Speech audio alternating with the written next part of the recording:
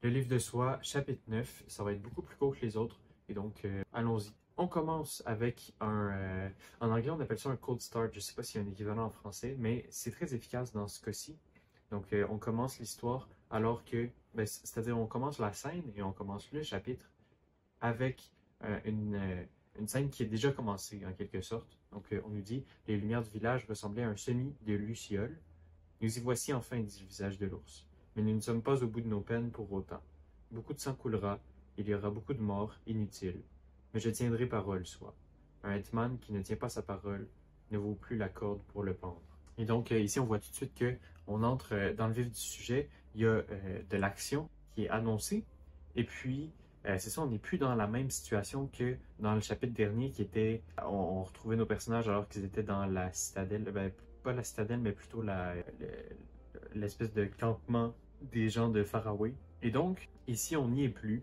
Donc, les personnages ont quitté le campement et vont retrouver ici. On est à la fin du livre, donc il y a 10 chapitres en tout. Et donc, ici, les couteaux sont tirés. C'est un chapitre où on va voir ce qui arrive avant le dénouement. Donc, il y a une certaine montée de la tension au cours du texte. C'est-à-dire que la tension devrait monter dans ce chapitre-ci, mais elle ne le fait pas exactement comme on l'aimerait. Donc, c'est un peu plat. Mais par chance, selon moi, c'est le chapitre qui est le plus court. J'ai peu de choses à dire à son sujet. Donc, plus loin ici, on a quelque chose d'intéressant. Donc là, en ce moment, on est avec Visage de l'ours et Soi, puis la bande de six hommes qui sont venus pour retrouver Lucie, la ramener. Puis ils sont à côté d'un village, celui où se trouve Leaf, et donc ils savent que le sang va couler, comme je l'ai dit tout à l'heure. Et puis, ils sont si proches du village que l'ellipse qu'on faisait avant pour indiquer qu'il y a un changement de point de vue entre Lucie et Soi, elle n'est plus là. Donc, les scènes se confondent et ça donne un effet assez intéressant. Donc, ici, on le voit. Cette nuit-là, sur le plateau battu des vents, ils se passèrent de main en main une cigarette d'herbe. La fumée installa en eux un calme factice, mais bienfaisant. La lune toute filandreuse les recouvrit de sa lumière placide. Le matin se signala par une forte densité de brume, ce qui, pour la saison, était inhabituel. La veille au soir, selon la tradition, Leaf était venu consulter la devineresse. Il avait apporté en hommage discret une pleine bonbonne de liqueur. Donc on le voit là, on passe de Visage de l'ours et Soi, qui sont juste à côté sur le haut plateau, et puis en bas, Leaf et Aya. Donc je trouve que c'est quand même un effet plutôt intéressant. Et donc ici, on continue à nous montrer que Aya est une personne qui est une très bonne manipulatrice. Peut-être même que c'est elle qui est le réel danger qu'on retrouve dans le village. Ce n'est pas Leaf, ce n'est pas le maître du village dont le nom m'échappe parce qu'il est trop compliqué, c'est Aya. Donc, c'est ce qu'on voit ici. Alors que Aya explique que Lucie est impropre, c'est-à-dire elle a des maladies sexuellement transmises et ça fait en sorte que Leaf ne peut pas mettre la main sur elle. Et puis, on comprend que c'est un mensonge de Aya pour garder Lucie, mais c'est un mensonge qui ne servira pas pour très longtemps, puisque comme on le sait, Visage de l'ours et Soi sont juste à côté. Mais donc, c'est là où se termine la scène. On aura eu un parallèle, ou plutôt on aura eu une scène qui contient les deux points de vue, qui fait une transition qui est relativement fluide. Ça aura duré 752 mots pour, deux scènes en une, d'une certaine façon.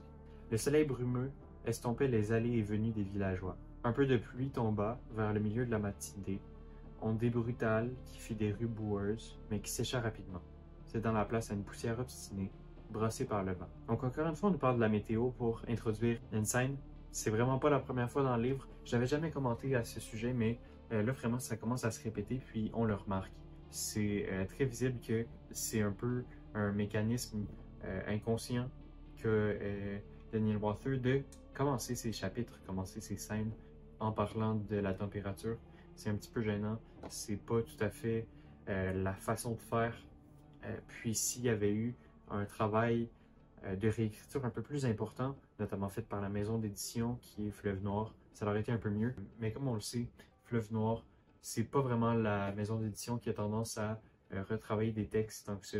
En tout cas, c'est la réputation qu'ils ont, puis c'est ce que j'en pense également en lumière de tous les romans d'anticipation absolument mauvais. Je vais me contenter du mot mauvais ici pour pas me fâcher, mais c'est pas toujours des romans qui sont de très grande qualité. Puis ici, c'est dommage parce que on a un livre qui, à la base, est très intéressant avec un auteur qui est riche en symbolisme, puis essaie vraiment de travailler certains concepts de façon intéressante, tout en ayant un vocabulaire qui est remarquable. Mais voilà, il aurait fallu qu'il y ait quelqu'un pour lui montrer que un paragraphe comme ça, c'est inutile au début d'une scène. On le voit ici, on parle de température. On le voit encore ici, la lune toute filandreuse, les recouvrie de sa lumière placide. Puis on le voit au début du chapitre, avec les lumières du village ressemblaient à un semis de lucioles. Ça peut être bien, c'est une façon d'introduire une scène qui est intéressante, qui apporte quelque chose, qui, si on veut, crée un effet de zoom sur la situation, mais on ne peut pas le faire à chaque fois, on ne peut pas le faire 3 fois en moins de 2000 mots. Donc voilà, c'est un reproche que j'avais à faire euh, de, de comment Daniel Walther utilise ses débuts de scène. Donc voilà.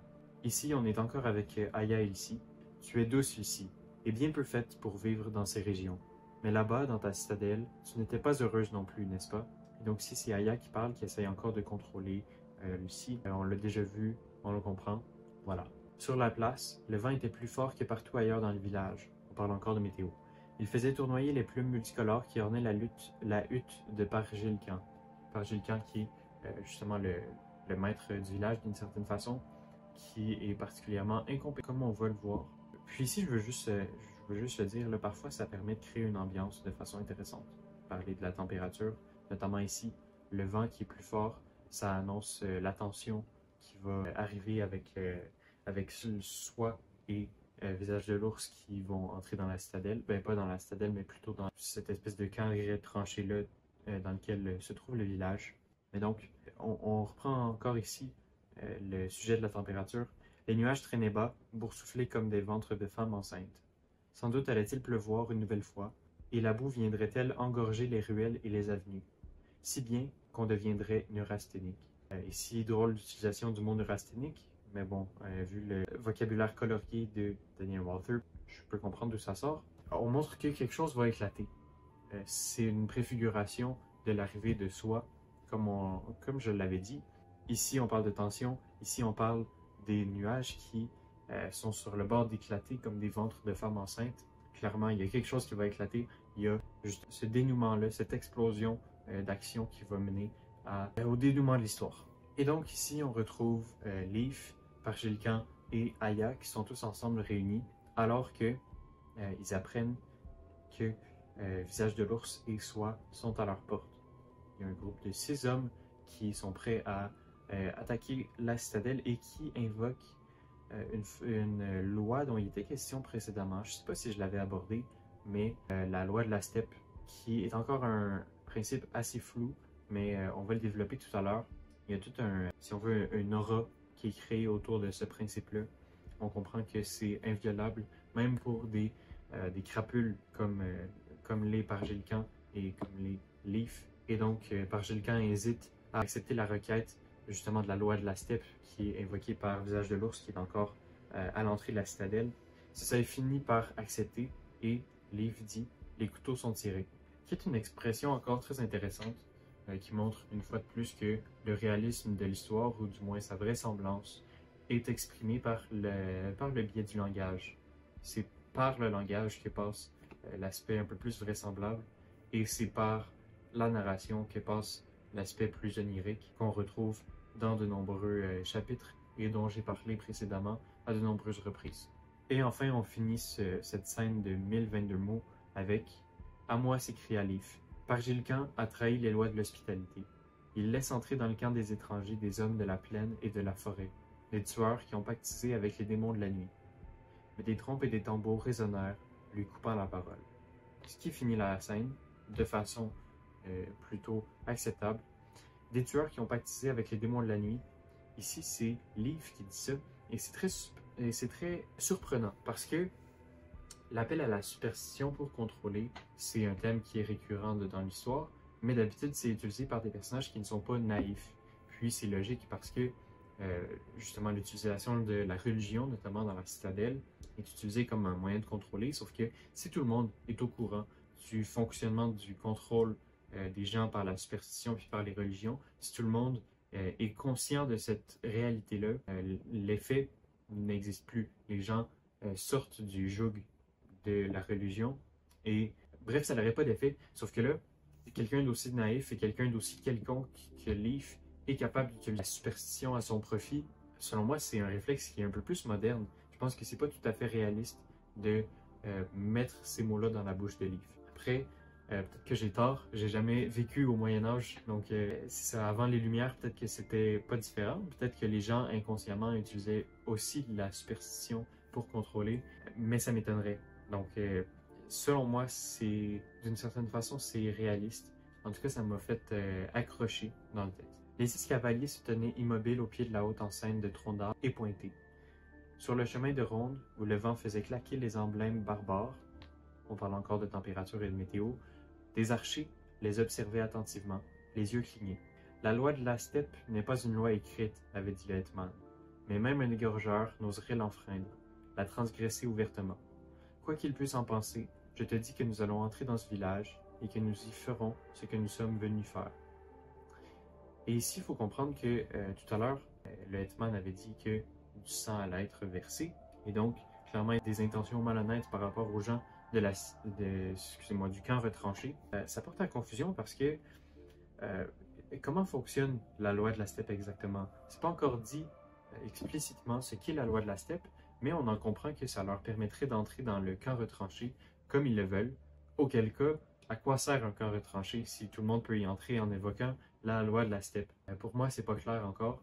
Puis, c'est un reproche que j'aurais à faire à Daniel Walther. Je pense que ça aurait dû être explicité, même si on pourrait le voir comme de l'exposition. Je pense que c'est nécessaire à la compréhension de l'histoire, puis à la logique qui la sous-tend. Et donc ici, il y a l'un des archers du camp retranché qui lui demande pourquoi est-ce que tu invoques la loi de la steppe, ce à quoi le hetman répond qu'il cherche une femme qui appartiendrait à soi et qui aurait été volée par un officier qui se nomme Leaf et qui se trouve dans l'enceinte du camp, et c'est pourquoi ils veulent rentrer sans qu'il y ait une quelconque effusion de sang, même si on comprend que leurs intentions sont malhonnêtes, puis ils veulent qu'il y ait du sang qui soit versé, comme le hetman l'a dit tout à l'heure.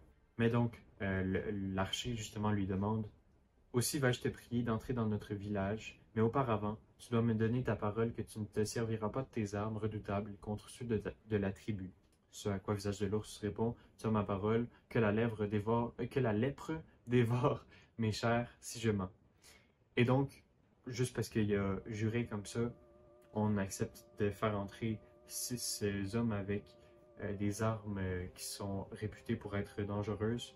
C'est plutôt louche. C'est une drôle de scène. Je sais pas à quel point c'est réaliste. En tout cas, moi, je trouve ça un peu étrange que les gens de la tribu aient accepté de faire entrer Visage de l'Ours. Mais apparemment, l'homme grassouillet dit que les raisons que Visage de l'Ours utilise sont valides. Elles sont valables, plutôt. Donc, bon, voilà, selon moi, c'est un peu mal écrit de ce côté.